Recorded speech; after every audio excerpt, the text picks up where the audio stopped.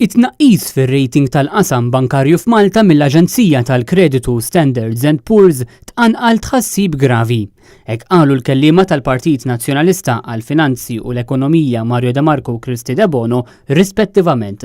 It-tnaqqis fir-rating wasal wara rapport mill-Awtorità Bankarja Ewropea illi konkluda li l-FIAU f'Malta kisret il-liġijiet tal-Unjoni Ewropea dwar il-ħasil tal-flus. Il-kelliema tal-Partit Nazzjonalista qalu illi tnaqqis fir-rating huwa riżultat dirett ta' tnaqqis fil-livell u l-kwalità tas-supervizjoni fis-settur tas-servizzi finanzjarji. Pilatus Bank ma kellu qatt jiġi liċenzjat biex jopera f'Malta. L-awtoritajiet mhux talli liċenzjaw imma talli ħallew lil dan il-bank jopera b'impunità.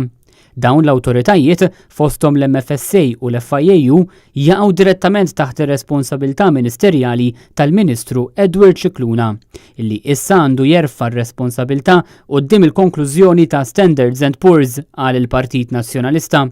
Il-kelliema tal-Partit Nazzjonalista żiedu ifakru illi fil-5 ta' April 2016 Edward Scicluna kien qal li għandhom jittieħdu deċiżjonijiet ibsin mill-Prim Ministru għar-rigward tal-Panama Papers, imma kollox juri li sa issa dawn id-deċiżjonijiet baqgħu ma ttieħdux.